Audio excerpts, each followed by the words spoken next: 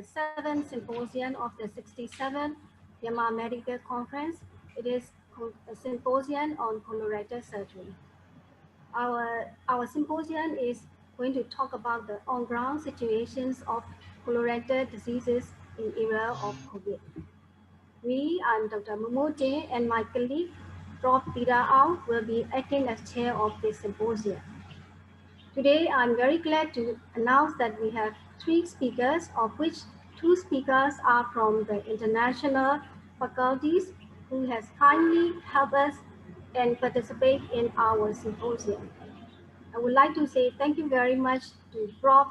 Yon Sok Lee and Prof. Fan Jong for joining our symposium, and Dr. Nainin So, who is the third speaker, is the secretary of the Myanmar Colorectal Surgical Society. So altogether, there will be 3 speakers, and they'll be talking about the on-ground situations. Since we have only 1 hour for this symposium, I would like to start the symposium with Prof. Yon Sok Lee, and I would like to announce a bit about his CV. Prof. Yon Sok Lee is from the Division of Colorectal Surgery, Seoul St. Mary's Hospital, the Catholic University of Korea. He is professor of surgery from the Catholic University of Korea, also the research fellow from the Cleveland, USA. Prof.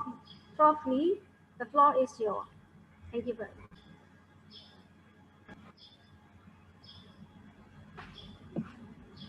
Hello everyone, I am Professor Yoon Seok Lee, colorectal surgeon working at Seoul St. Mary Hospital, the Catholic University of Korea.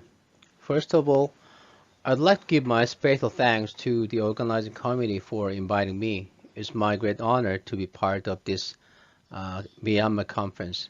Today, I will talk about essential new articulation instrument in laparoscopic colorectal surgery. Since the introduction of laparoscopic surgery, it became popular. And during the past decades, several large-scale prospective randomized controlled trials had already established better short-term outcomes and acceptable long-term outcomes. So laparoscopic colorectal surgery is now becoming one of standard surgical options. But laparoscopic colorectal surgery is still challenging. In early time of laparoscopic surgery, 2D vision and difficult hand-eye coordination and poor ergonomics were considered as inherited limitations in laparoscopic surgery. But at present, thanks to the developed technology, surgeon can overcome those limitations. 2D and difficult hand-eye coordinations were overcome by applying 3D or 4K laparoscopic system. And surgeon can overcome poor ergonomics by using robotic system. But unfortunately, using robotic system is still expensive and had limitation in access. So as an alternative to end-resting robotic system, several articulation instruments had been introduced, but impractical. From the end of 2019, artificial new articulation instruments was commercially available in Korea, approved by KFDA. I'm very happy to share my early experience using this new articulation instrument with surgeons in Myanmar conference. We were talking about articulation instrument. Let me ask you a question first. What do you think is a good surgery in colorectal field? Technically, there are many factors which are related with good surgery.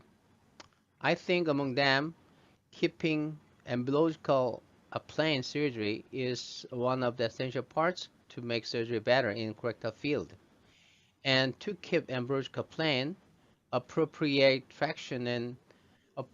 and effective traction and counter traction is imperative.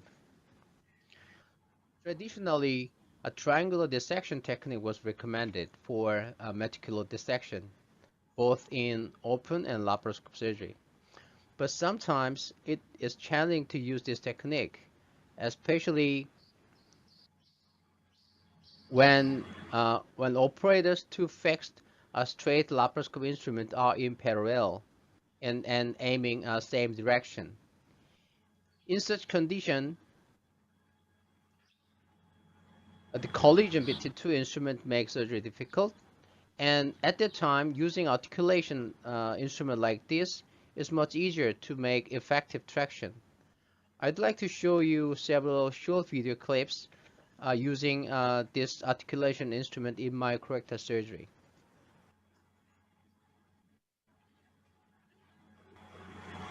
This is how surgeons use articulation instrument. This instrument has two pinch sheet triggers on its handle, controlling open and closing, and also have a wrist controlling mechanism. This artificial also have vertical and horizontal joint structure that is synchronized with movement of surgeon's hand and also provides 360-degree range of motion. The movement of surgeon's hand directly translated into the tip of instrument like this.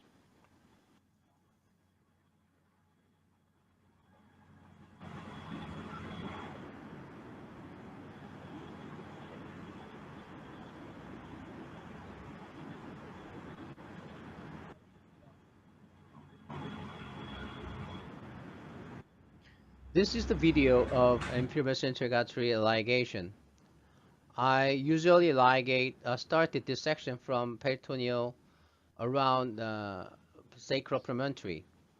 As you can see, using articulation instrument to make traction of IMA pericardially, and this is IMV, and I try to identify toes fascia, the embryological plane, and this is aorta, and this is IMA, and dissect along the IMA using harmonics.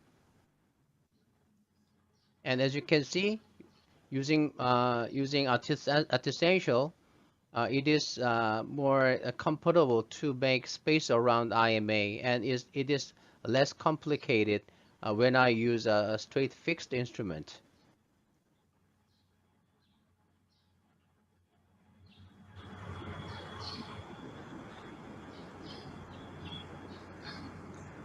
Using articulation instrument is very useful when mesocolon, medial to lateral mesocolon dissection. It is effective to make continuous traction by using the articulation system like this, especially in narrow space. Just bending the tip of articulation instrument can surgeon can have effective continuous traction without collision between two instruments. And as you can see, by the using articulation system, it is much less complicated to make continuous traction. And this is a lateral peritoneal division.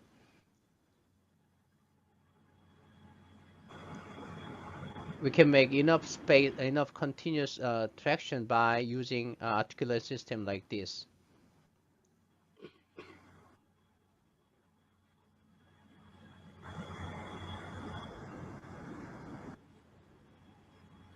When surgeons start TME around the sacral promontory, sometimes it is difficult to make good space just using a fixed straight instrument, especially when patient have patient has a prominent sacral promontory.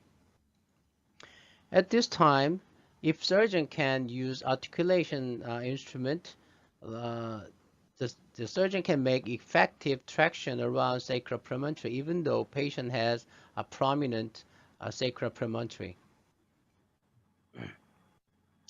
This is a video comparing straight and articulation instrument around the sacral promontory.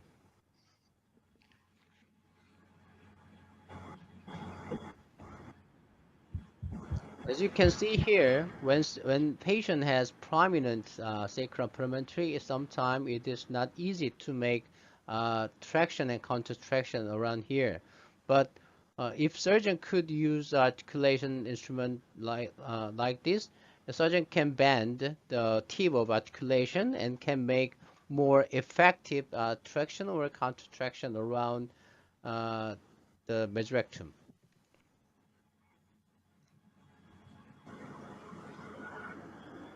This is short video of low anterior resection. Using articulation, I can make effective traction around mesorectum, and I try to find correct surgical plane. This is a posterior part, and as you can see here, just bending the tip of artificial, I try to make effective traction around mesorectum and try to identify correct surgical plane like this. This is a left side of mesorectal excision. This is right side. As you can see, just bending, I can make more continuous effective traction around the narrow pelvic space. This is anterior dissection to TME, and continuous traction is made by this is anterior part dissection again.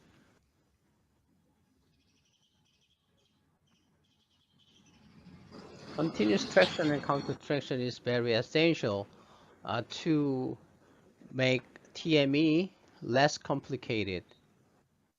This is the posterior part, and continuous traction is made by artificial.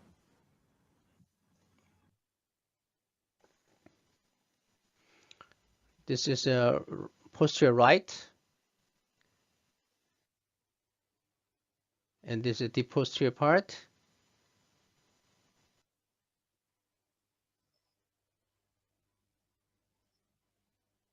This is a left side. By bending of instrument, surgeon can avoid collision between two instruments.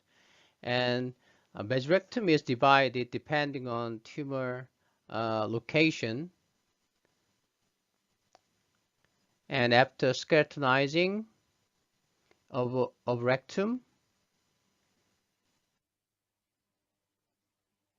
and check it and apply a linear stapler and try to resect it and make an anastomosis.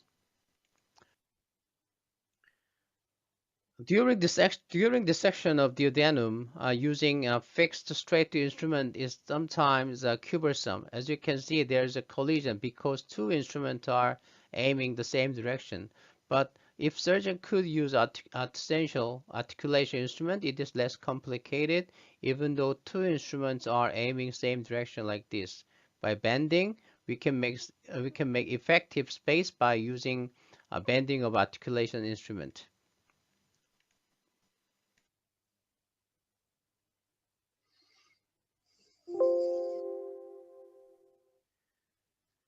Artificial is also very useful for D3 lymph node dissection for right colon cancer. Continuous traction around the ileocholic pedicle can be made by artificial. This is ileocholic vein, and this is ileocholic artery, the ligated, and continuous dissection was performed along with the ventral part of superior mesenteric vein. And as you can see here, just bending, we can make space for this section. In this case, the tumor was located right side. So right branch of midcolic artery was ligated, and mesocolon was ligated, exist. And this is a colic branch of gastrocolic trunk of Helen, and they're ligated too. This is a final view of D3 lymph node dissection for right colon cancer. This is superior vein and artery, and ileocholic artery and vein, the right branch of midcolic artery.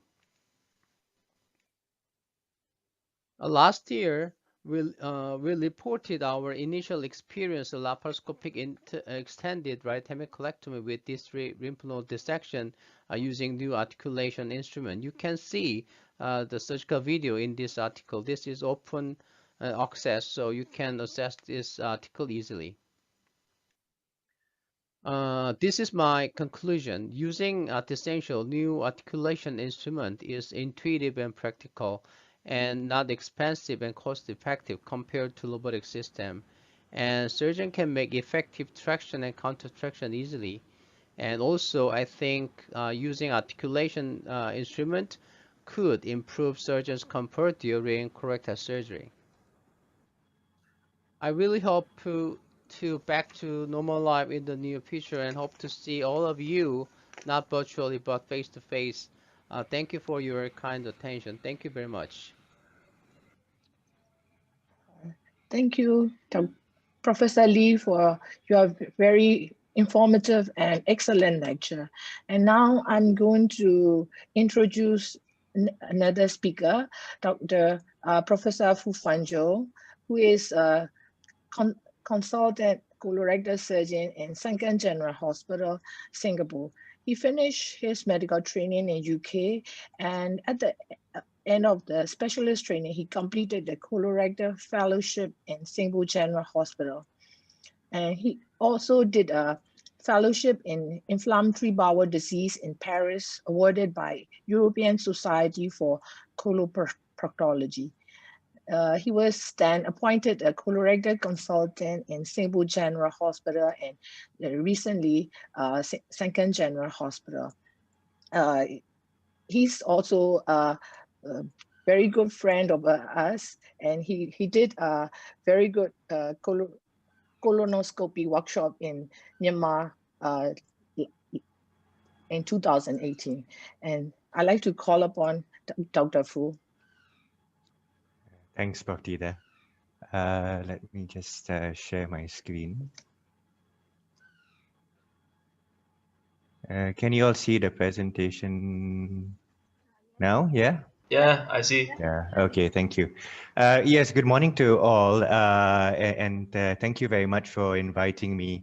And it's such a privilege to be speaking to Myanmar. We've, over the last couple of years, developed a very nice friendship with Myanmar. When we come over, we are hosted very kindly. And of course, sometimes we have our Burmese friends come to visit us as well in Singapore. Today, I'll just be talking about really what is the situation with COVID at the moment. As you know, a lot of the early advice was about abandoning colorectal surgery, abandoning MIS surgery, just focusing on emergency surgery. And unfortunately, this shifted the focus away from colorectal. So really, how should we proceed in the future? As Prof. Tida mentioned, I'm from Singapore, Sengkang General. We broke off from Singapore General Hospital, which was our mothership hospital a couple of years ago to set up a new unit in the northeast of Singapore. We are 12 GI surgeons, 6 of us are colorectal. You'll recognize Professor Chu, who's also a great friend of Myanmar. He's our exenterative surgeon. We got 4 others, and my main interest is actually inflammatory bowel disease and intestinal failure. The situation we had in Singapore was really a big spike, which really had an outbreak in our migrant worker dormitories. Cost of living in Singapore is very expensive, and we have a lot of these dormitories that house our migrant construction workers. Very, very dense living conditions. And when COVID broke out in there, it broke out very significantly. And the biggest dormitory is called S11, and it's in the northeast of Singapore at that red dot there, which is exactly where Sengkang Hospital happened to be. And you can see in that S11 dormitory around March of last year, the cases started exploding in that dormitory. April, it was really at the peak. And a lot of us in the hospital had to go out into those dormitories to do the work there. Now coming back, I think the word for 2020 is really uncertainty and adversity, and that's hit the whole world really. Now, when it comes to colorectal in these times, I feel that it's going to be a balance between two sides. On one side, you want to save your hospital's resources. You want to look after the safety of your healthcare workers, preserve your PPE. And for those of you who've attempted to do laparoscopic surgery with an N95, it's very difficult. But on the other side, you know, you want to preserve the oncological results that we really strive for. You want to reap the benefits of minimally invasive surgery, which is now become standard of care. And you don't want to accumulate or avoid the backlog of cases mounting in your logbook. So if you look at COVID worldwide, you can see actually that it's just been unrelenting and going up since March all the way until January. It's not stopping, and the virus is starting to mutate. Now, if you look at the sort of some of the Western countries in Europe, America, the situation is unrelenting, and especially late last year and early this year, it just continues on and on. But if you come back now to the situation in Myanmar, you can see that the spike in Myanmar started a bit later, went up in about September again, came down. In November, had a bit of a spike up again. And now the situation, thankfully, has started to come down. Similar, really, in terms of Singapore, we had a big spike earlier in the year, and then another spike later in the year Q3, but now the situation is under control. So if you look at the situation here and the situation here, it's different. And so the rules or the practice has got to be different. Unfortunately, as most things in life, lots of guidelines really come out from the States and America. But we cannot practice these guidelines because this and this isn't the same. So I feel that the trick here really is to adapt our practice accordingly. So if we look at some of the early guidance back in March, certainly SAGES at that point advised us to postpone all our cases. Intercollegiate from the UK advised just to just do emergency surgery, don't anastomose, just make stoma. American College had a tiered approach, but certainly in tiers where the resource was limited, again, they advised to abandon the elective cases, abandon MIS, and use differing strategies such as stoma and neoadjuvant therapy. Now then we go to the recommendation for endoscopy, pretty much similar. SAGES had said postpone all your elective cases. The gastro societies had said postpone. European Society once again had said postpone. And Intercollegiate said just do emergency work, don't do diagnostic, and don't look for your cancers. And unfortunately, a lot of us were then just running away from this time bomb. And what was the worry? The worry was really because at some stage it was found that SARS or SARS-CoV-2 or COVID-19 lived in the stool, and hence a potential danger for healthcare workers because of this. And one of the early publications from Cochleone said that the peritoneal fluid is contaminated with the virus. Subsequently, in my unit, we also did the same experiment, and we couldn't find COVID in the peritoneal fluid. Another later publication concurred with this as well.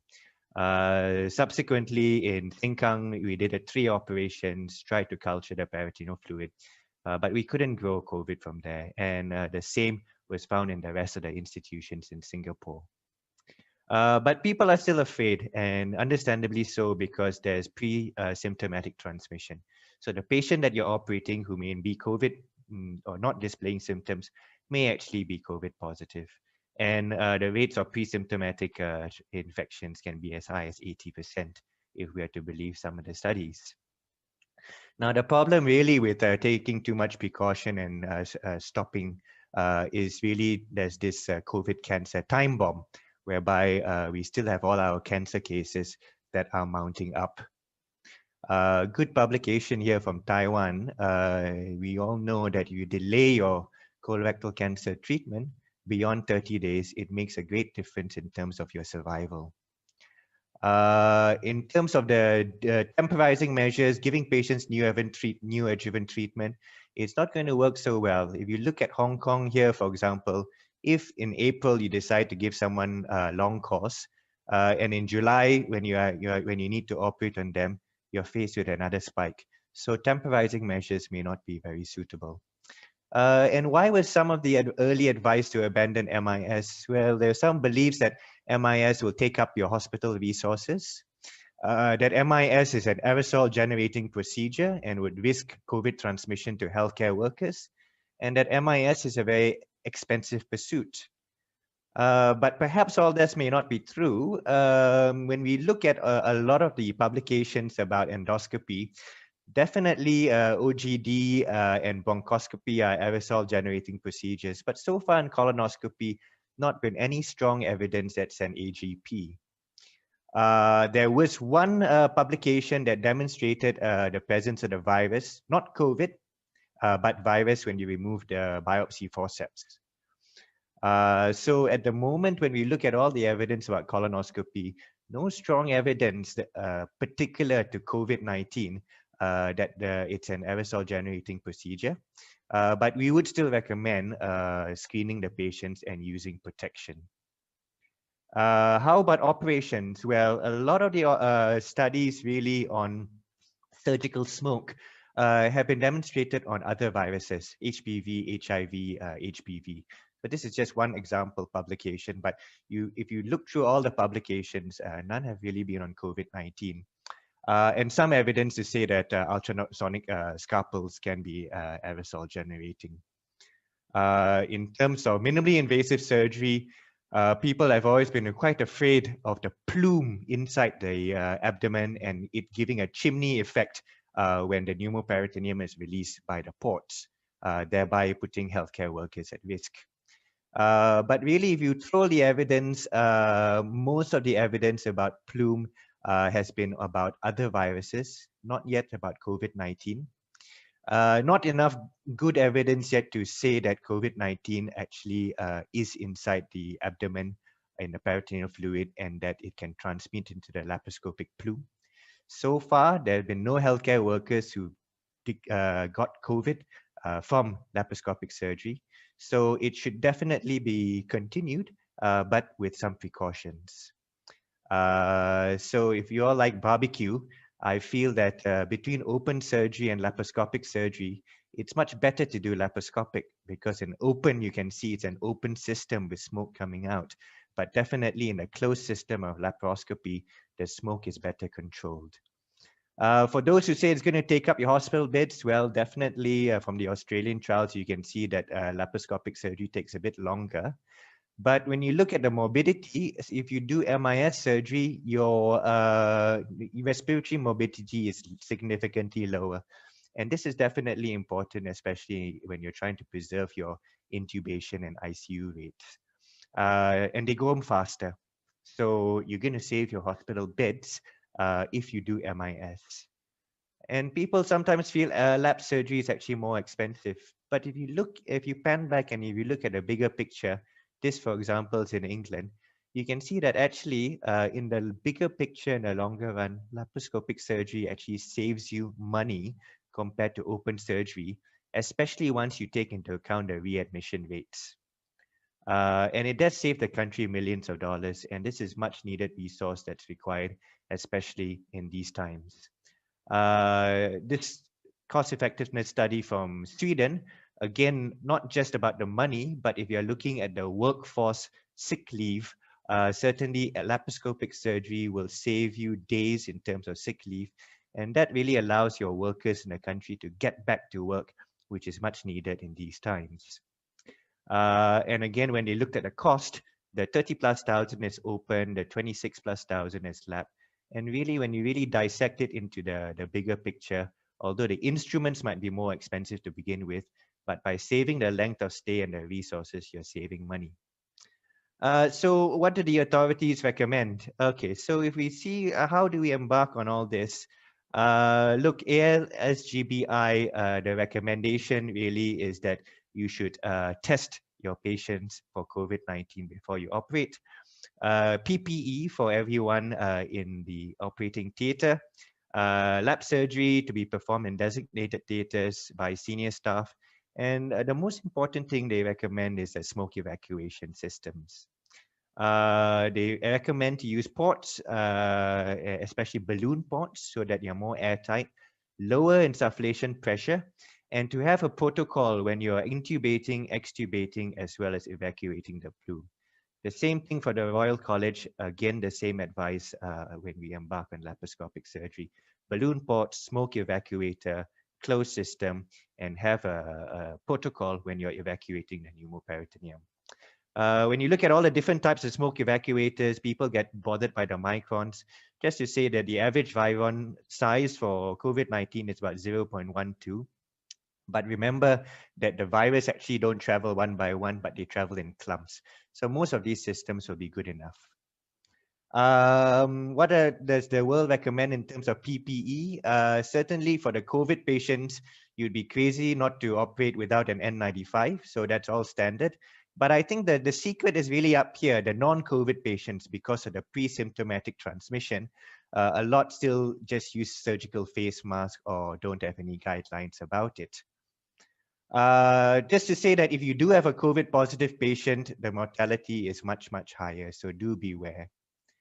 Okay, so what do we do here in Sengkang?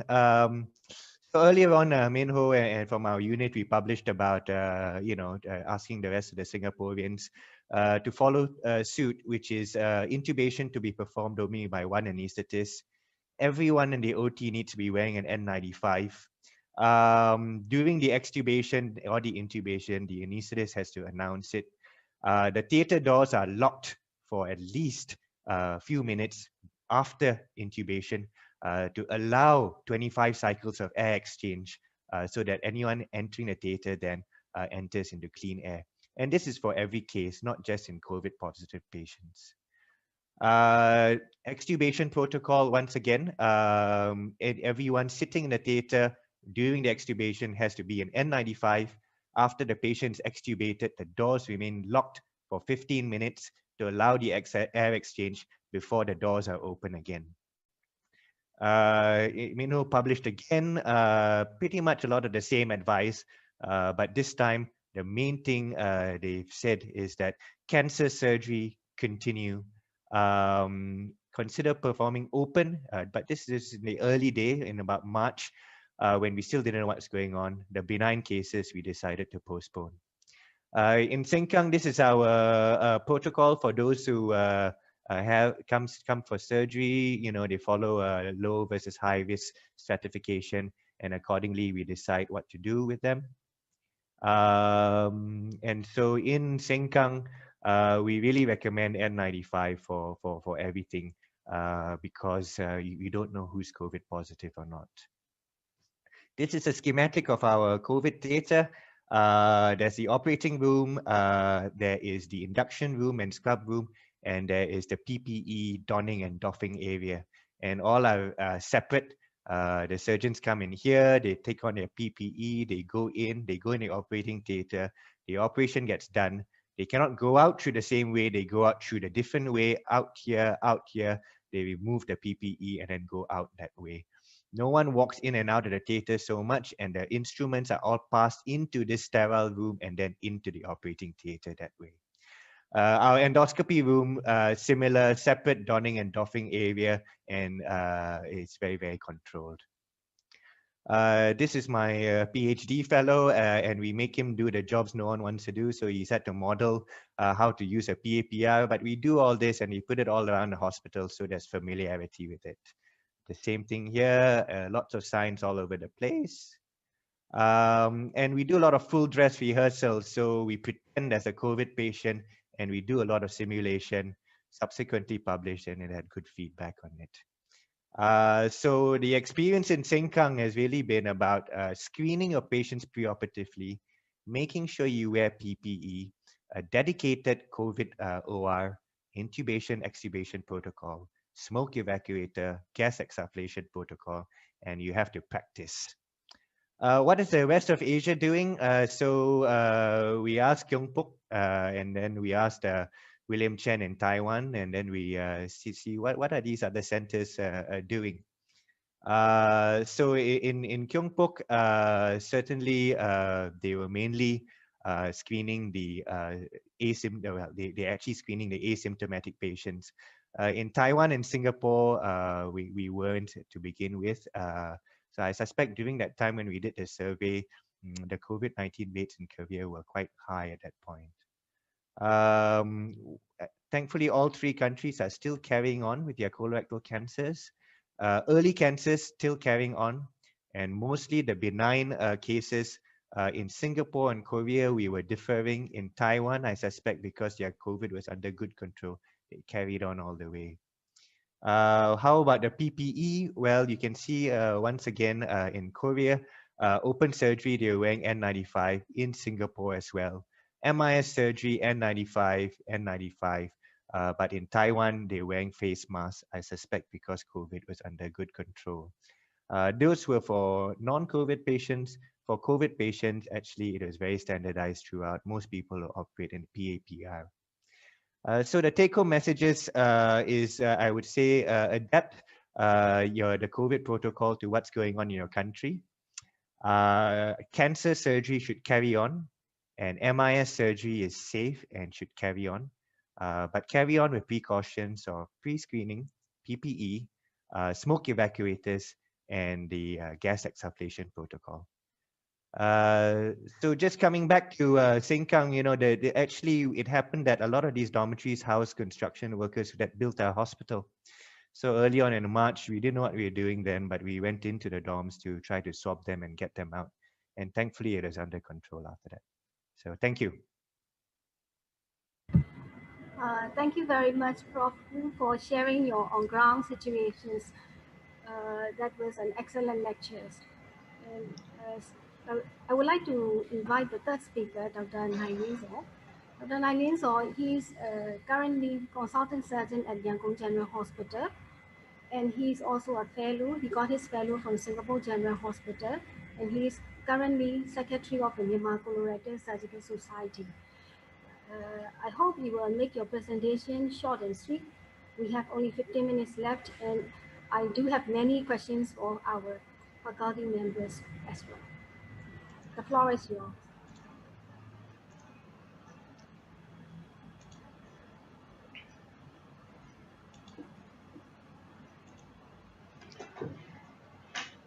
Thank you, Prof. Mo, for kind introduction. First of all, I'd like to say thanks to Myanmar Colorectal Surgical Society and Myanmar Medical Association for giving me a chance to talk in here. My topic is on ground situation in management of colorectal cancer in COVID-19 pandemic era.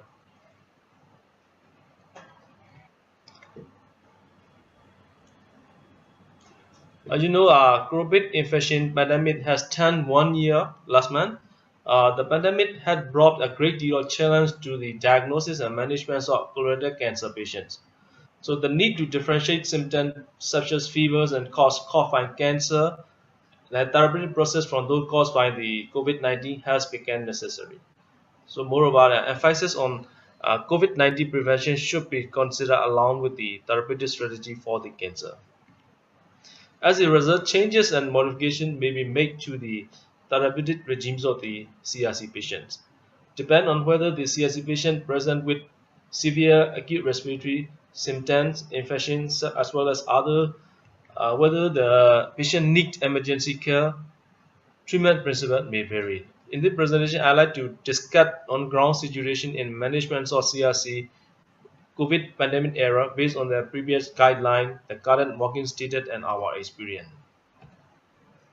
What about global impact? Uh, Joseph and made from Italy made a survey on total of 287 surgeons. 90% are colorectal surgeon and general surgeon with special interest in colorectal disease. 60% report elected colorectal cancer surgery could proceed with perioperative precautions. Around 90.5% report that the use of personal protective equipment the most important preoperative precaution. Uh, Still, like Mr. Fu said, 64% of surgeons were still offering minimally invasive surgery, but nearly half of them got net information about the safety of the loss of the intra-abdominal carbon dioxide gas during the pandemic. And around 61% of surgeons prepared to defer the elective colorectal surgical cancer and half of them willing to defer less than 8 weeks. What our guidelines said, as per guideline for the outpatient visit, they said that high priority for the potentially unstable and symptomatic new patient, and for those with low second opinion and secondary prevention of CRC and the restaging of the metastasis disease as a low priority. And how about the other colleagues like radiology care and endoscopy care or interventionists? They only set a high priority for radiologic confirmations of the intestinal occlusion, bleeding, perforations, and post-surgical complications. And low priority for the secondary preventions of CRC and follow-up and the restaging for the metastasis setting. And also our others colleague like surgical oncology, uh, they aimed uh, treatment high priority for the intestinal occlusion, perforation, massive GI bleeding, and post-surgical or post-colonoscopic complications. And how about the medical oncology aspect for the early and early colon cancer or early bladder cancer? They only high priority on the complication of their treatment, and as as well as on the uh, advanced colorectal cancer, they only focus on the complications of their treatments on the high priority. And also the radiological oncology. And how about the ASCO guidelines said they according to the four-tier resource stratification guideline, they suggest to give mainly on uh, chemotherapy for as much as four-tier basis limited enhanced and maximum. What about our surgical practice of colorectal cancer among Myanmar surgeons? We did survey on last month. Uh, we intended to do we intended to include at least 150 surgeons all over our country, but our survey is not ready yet, and 82 surgeons involved in this study. Uh, uh, about two-thirds of them get surgical training in colorectal surgery, and around half of them are working in the more than 1,000-bedded hospital, and the other half are from the state and division and district hospital. 15.9% junior sergeant.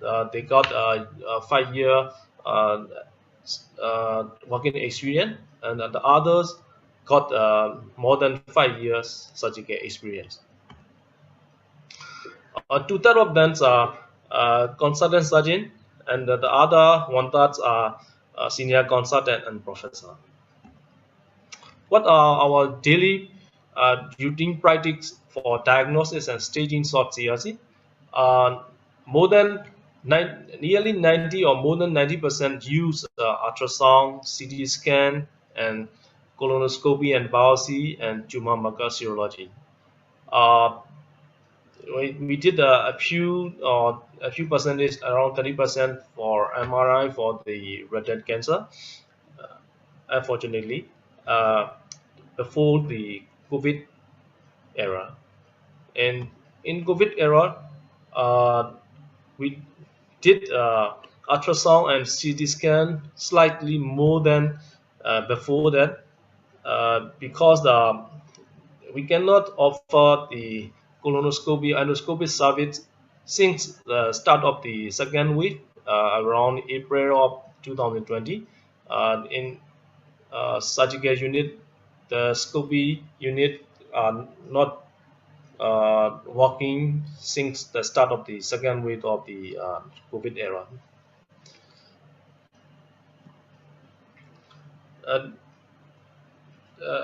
Around 71.2% of the surgeons receiving CRC patient less than 5 patients in COVID pandemic era as an emergency, and also 84.9% got less than 5 patients per month in COVID-19. How about the surgery? We before COVID, usually 62.5% can offer definitive surgery to the CRC patient, and 33.9% can offer the palliative surgery, then refer to oncology. What now in COVID era, we can offer around 70% palliative surgery, then refer to oncology. Only 11.8% can offer the definitive surgery. One third of our surgeon observed more emergency cases than usual during COVID-19 era. How about our situation in YGH?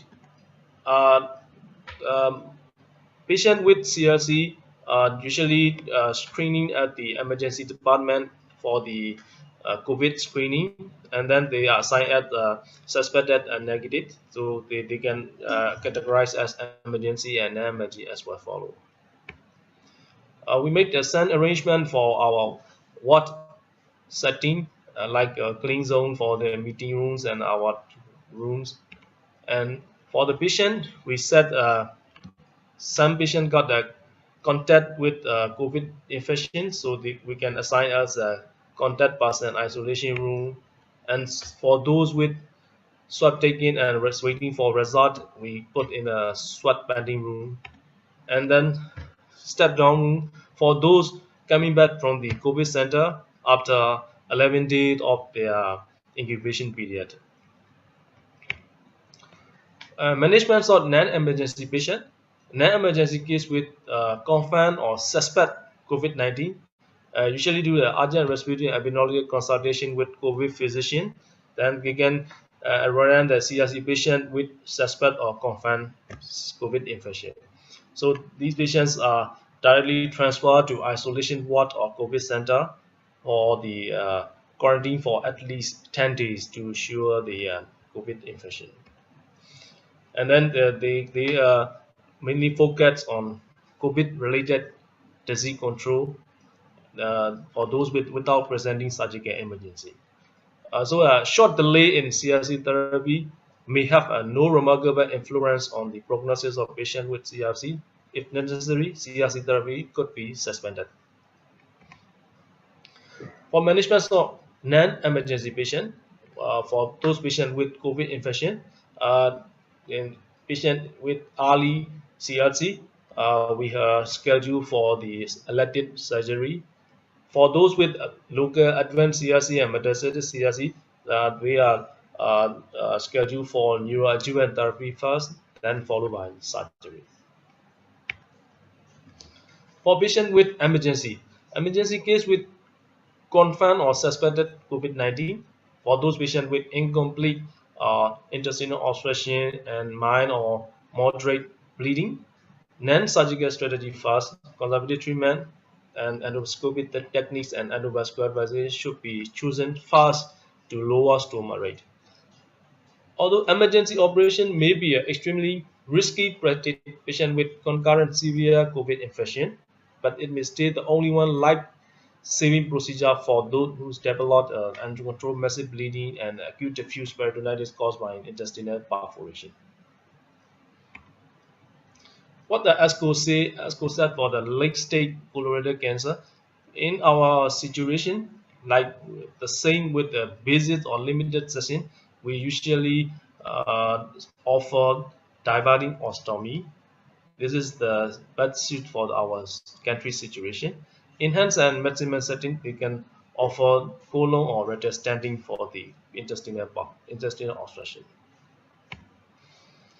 Emergency CRC surgical treatment is recommended to be performed in designated hospital and operated room with the full facility like the negative pressure wound and the some allocation for the patient transportation and patient pathway.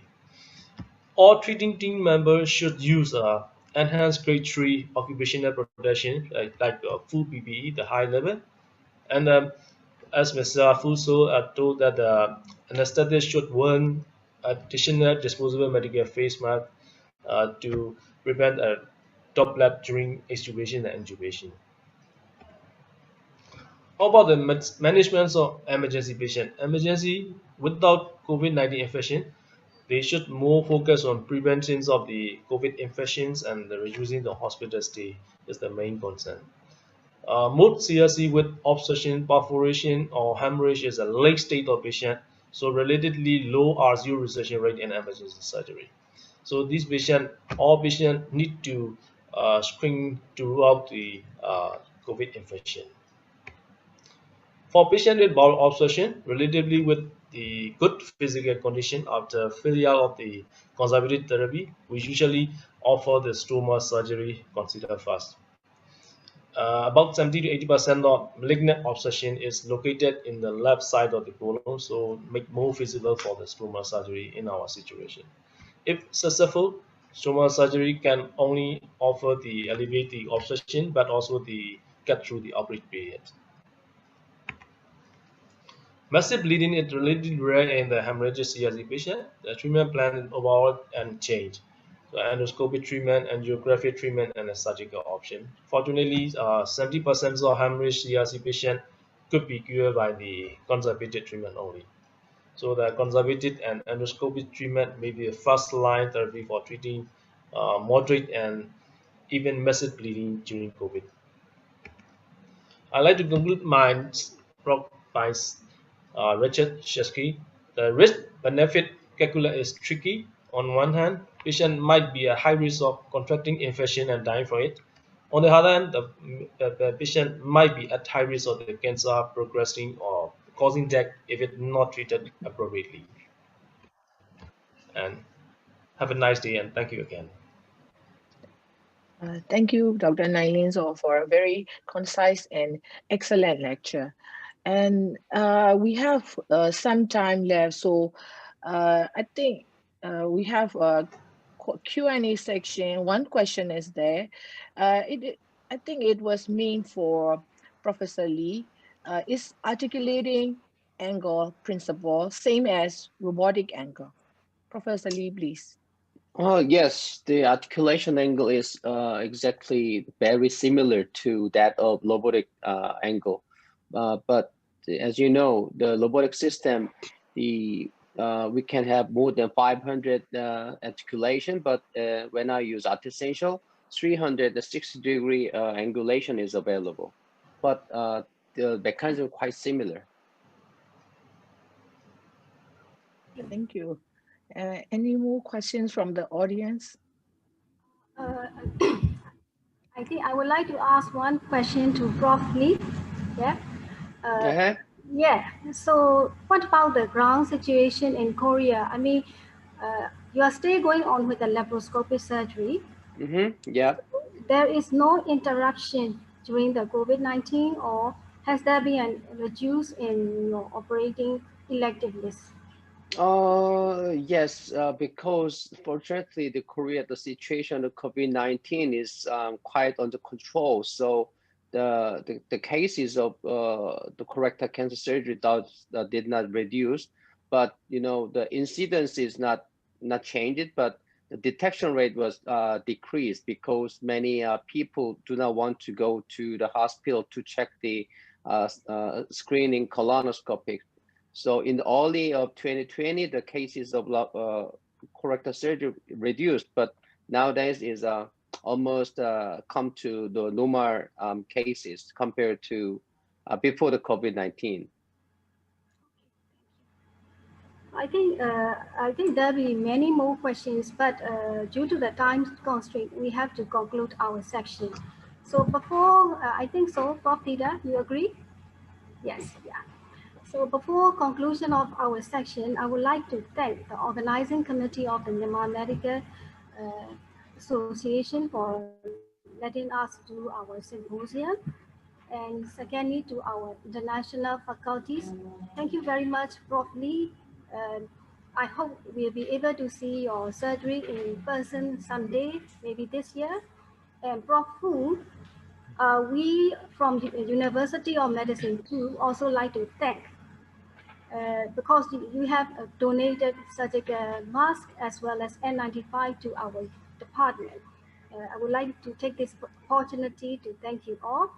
And of course, our Dr. Nainizo, who is everything of our Myanmar Colorectal Surgical Society.